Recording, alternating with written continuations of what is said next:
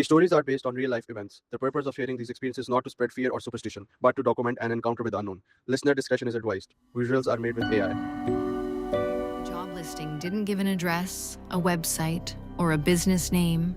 It was just a small box buried in the back pages of a local print classifieds, listing a single absurd detail: $650 per night, paid in cash at dawn. In a city where rent ate men alive and my bank account had been hovering in the double digits for 3 months, you didn't ask questions about a number like that. You just dial the number and hope you're the first one to call. When I arrived at 11:45 p.m., the Grand Marquis looked less like a hotel and more like a grounded ocean liner from the 1930s that had somehow been buried under decades of soot and neglect.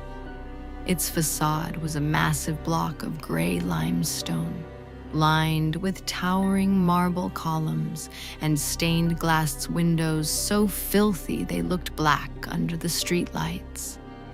The entrance handrails were brass, heavily corroded with green patina, and the front revolving door groaned with the heavy, reluctant screech of iron that hadn't been oiled since the mid-century. Stepping into the lobby felt like diving underwater. The ambient noise of city traffic, the hum of engines, distant sirens, the hiss of tires on wet asphalt was instantly cut off. The air was frigid, thick, and smelled faintly of lavender mixed with wet copper and ancient dust. The lobby was vast.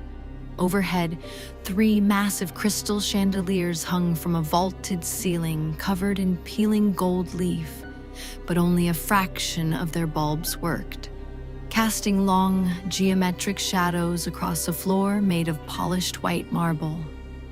At the center of the lobby stood a grand mahogany desk, behind which hung a massive brass board filled with row upon row of numbered key hooks.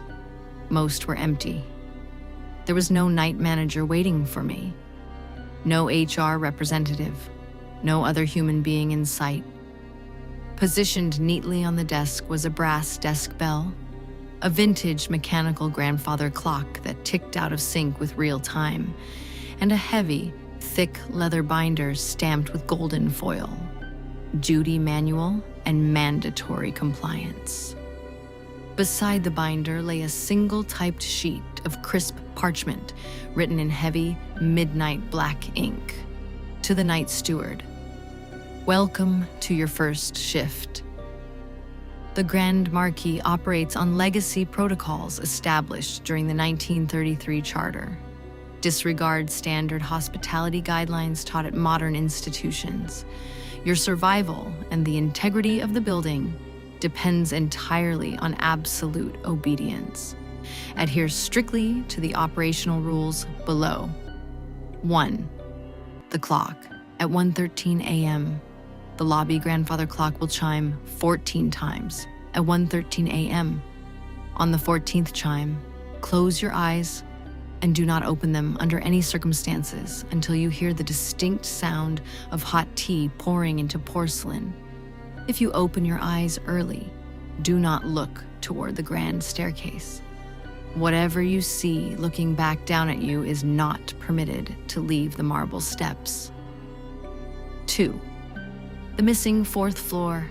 The Grand Marquis officially possesses floors 1 through 8, but has no registered 4th floor. If the elevator indicator light on the lobby board illuminates for 4, hit the red emergency cutoff button beneath the desk immediately. Do not step into the elevator car if the doors open on floor 4. If you step out and smell wet copper, cut the elevator cable manually from the control box inside the shaft.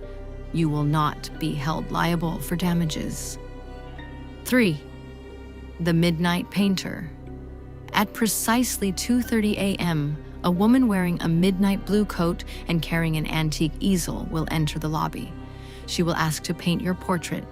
Politely decline by reciting the following phrase verbatim: "My image belongs to the ledger." She will set a blank white canvas on the desk and exit. Do not touch the white canvas with bare skin.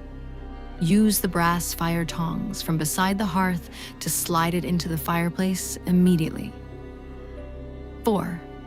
Key number 00. On the brass keyboard, hook. 00 contains an unnumbered skeleton key. If the key begins to rust while you are observing it, lock the front lobby doors, turn off all light switches, and sit flat against the floor behind the front desk. Do not respond if someone calls your name from the upper balconies. 5. The Rainmaker. If a guest steps out of the elevator dripping wet despite clear skies outside, offer them a dry linen towel from the lower cabinet and remain silent. If they ask, "Where's the shoreline?" point toward the basement boiler room door. Do not follow them down, regardless of any noises that follow. 6. The Manager's Telegraph. If the vintage glass case telegraph machine behind the desk begins clicking, do not write down the message. Burn the paper strip immediately using the desk candle. Reading the message will make you a permanent occupant. I stared at the paper for a long time. The ink felt fresh under my fingernail, slightly raised on the rough texture of the parchment. My initial reaction was to laugh. It felt like an elaborate prank or some hyper-immersive escape room exercise designed by an eccentric billionaire owner. But then I looked around the lobby again. The sheer size of the room, the overwhelming stillness, and the cold air pressing against the back of my neck killed any desire to joke. I looked at my watch. It read 12:08 a.m. I was stuck here for 6 hours, and $650 was sitting somewhere at the end of it. 1:10 a.m. The first test. The first hour was spent trying to familiarize myself with the space. The front desk was made of solid, polished mahogany, carved with intricate scenes of sea monsters and weeping angels along its base. Beneath the counter, exactly as the manual described, was a heavy pair of brass fire tongs, a box of long wooden matches, a single-pillar candle in a silver holder, and a small red button wired directly into an old iron conduit labeled elevator main cutoff. The silence of the building was deafening. Every 10 or 15 minutes, the floorboards high above on the upper levels would groan, as if the hotel were settling under the weight of its own long, dark history. At 1:12 a.m., I stood behind the desk, watching the pendulum of the grandfather clock swing back and forth. The brass disc caught the pale light of the chandelier with every pass.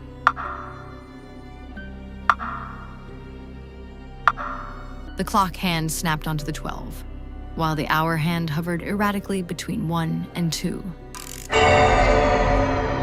The sound was shockingly loud, a deep, resonant iron boom that vibrated through the floorboards and rattled the teeth in my skull.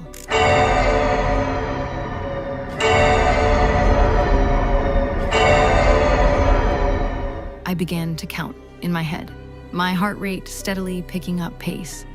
5, 6, 7. The air in the lobby suddenly plummeted in temperature.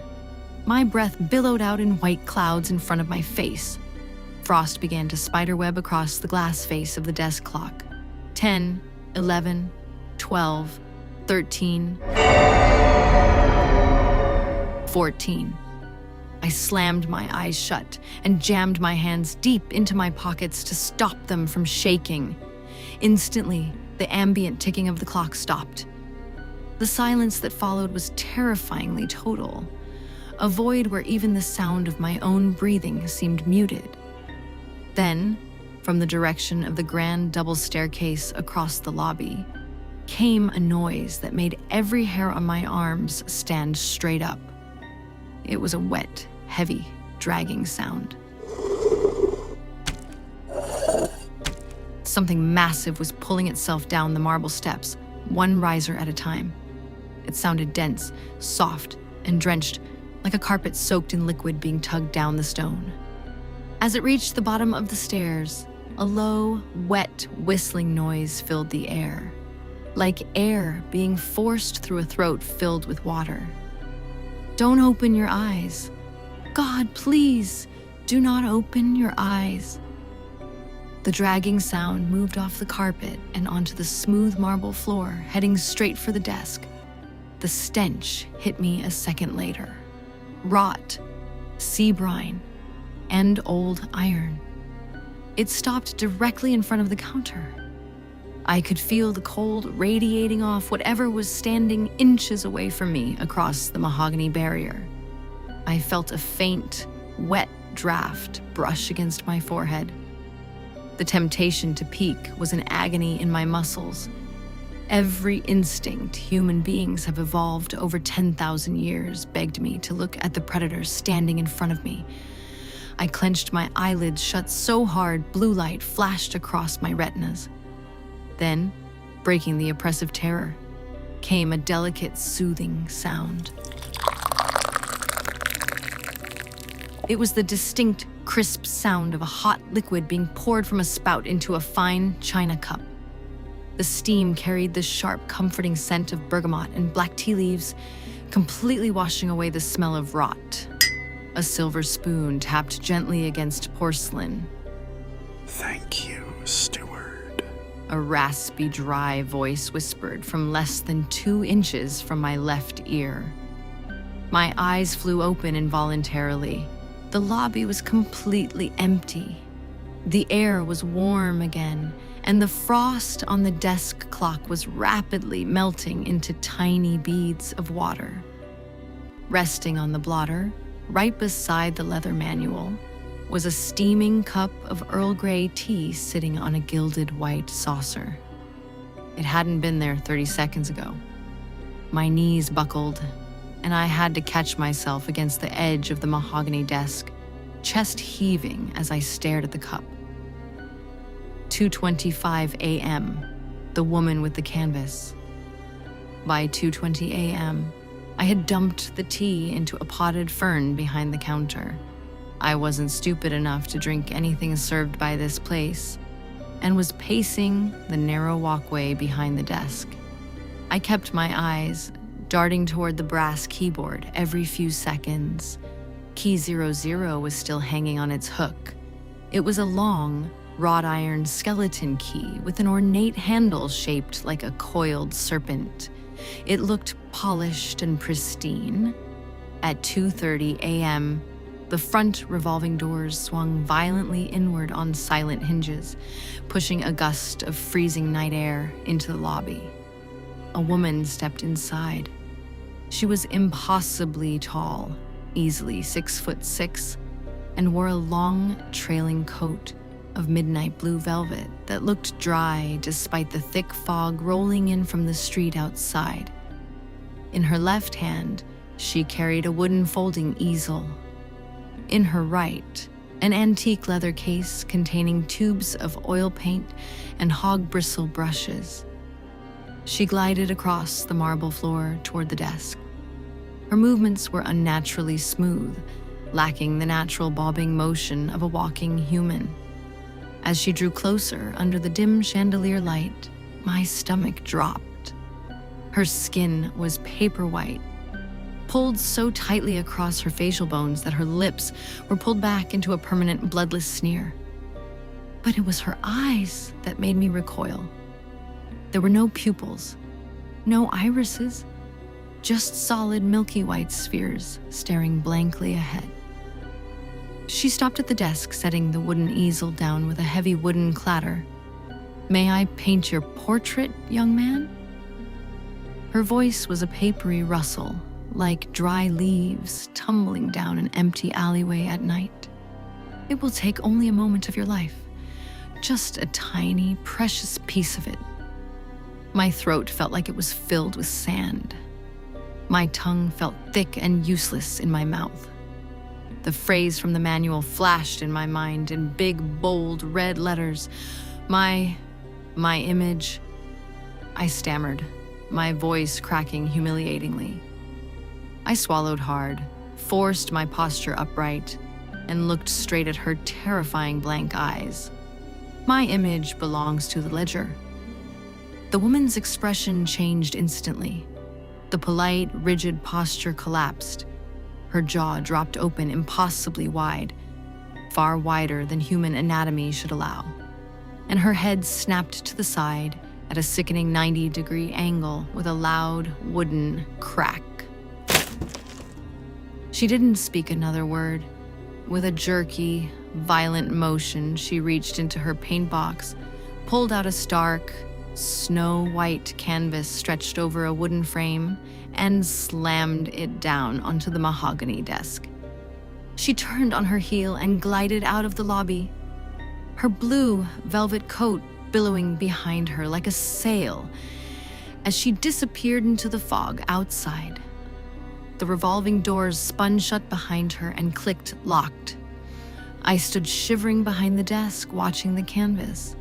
It sat there, unmoving, gleaming unnaturally under the dim light. Remembering Rule 3, I reached beneath the counter and grabbed the heavy brass fire tongs. With trembling hands, I pinched the thick wooden edge of the canvas frame, making sure not a single millimeter of my skin touched the white fabric. I carried it across the vast, empty lobby to the grand stone fireplace, where a low bed of coal embers was still burning from earlier in the evening. Using the tongs, I thrust the canvas directly into the heat. The moment the fire caught the edge of the fabric, the canvas didn't burn like cotton or wood. It blistered like human skin. A high-pitched, piercing shriek echoed out of the burning frame. A sound so loud and guttural, I had to drop the tongs and cover my ears. The fire flared bright purple, consuming the canvas in a matter of seconds, until nothing remained but a pile of glowing, fine white ash. 3:40 a.m. The rust and the voice. I sat on the floor behind the desk for the next hour, back pressed hard against the solid mahogany, staring at the ceiling and praying for the sun to rise. The mental exhaustion was setting in, but the adrenaline coursing through my veins kept my eyes wide and bloodshot. At 3:45 a.m., I pulled myself up to check the keyboard. My heart stopped. Hook 00 was changing. The pristine, dark iron of the serpent key was flaking away. Before my eyes, bright, powdery orange rust was crawling across the metal like a swarm of microscopic insects. It crept along the shaft, devouring the iron, turning the key into a jagged, crumbling spike of decay. Panic slammed into me like a physical blow. Rule 4. I vaulted over the front desk, sprinting across the marble floor to the front doors. I grabbed the heavy brass deadbolts and slammed them into their sockets, throwing the iron safety latch into place with a deafening clang. I turned and ran down the wall of light switches, slapping my palm against them frantically. One by one, the chandeliers went dark. The wall sconces died. The lobby was plunged into absolute pitch-black darkness, illuminated only by the faint, dying red glow of the coals in the fireplace. I scrambled back behind the wooden desk, pressing my back flat against the floor, wrapping my arms around my knees and pulling them tight against my chest. The lobby fell into an unnatural silence. Then, from the dark mezzanine balcony high above the lobby, a floor I hadn't even explored, came the sound of footsteps. They were heavy, measured, and slow. They paced the length of the balcony railing, stopping directly above the front desk. Then, a voice drifted down through the dark. It was warm, soft, clear, and horrifyingly familiar. It was my mother's voice. "David, are you down there, sweetie?" Why did you turn out the lights? Tears burst from my eyes, hot and fast, spilling down my cheeks. My teeth chattered so hard I had to shove the sleeve of my jacket into my mouth and bite down until I tasted copper to keep from whimpering. My mother had died in a hospice care room 6 years ago. I had held her hand when her heart stopped. David, please answer me. It's so cold up here. The voice pleaded from above, sounding more desperate, more demanding. Come up to the 4th floor, David. We're all waiting for you on the 4th floor. The footsteps on the balcony began to move faster, pacing back and forth in frantic, jagged patterns. David, come up here now, the voice shrieked, dropping 3 octaves into a guttural, booming roar that shook the plaster dust from the ceiling. I closed my eyes, buried my face into my knees, and chanted a single sentence over and over in my head like a mantra. She's dead. She's dead. You buried her 6 years ago. She's dead. The creature on the balcony screamed again, a sound that was no longer human, but a chorus of a dozen different weeping voices overlapping one another, before the footsteps retreated rapidly into the darkness of the upper hallways, fading into nothingness. 6 a.m. dawn. I didn't move from behind the desk for the rest of the night. I stayed frozen on the floor, listening to the mechanical ticking of the grandfather clock, counting every second as if my life depended on it. At exactly 6 a.m., a loud, heavy metallic click echoed through the lobby. The heavy iron deadbolts on the front doors disengaged automatically, sliding back into the door frames with a smooth, oiled hiss. Weak, pale morning sunlight began to filter through the stained glass windows, cutting through the shadows and illuminating the dust motes floating in the air. I slowly pulled myself up using the edge of the counter, my legs numb and trembling violently from staying in one position for hours. The lobby was completely quiet. The air smelled normal again, just dry dust and faint polish. Resting neatly on the center of the mahogany desk was a plain manila envelope. I opened it with trembling fingers.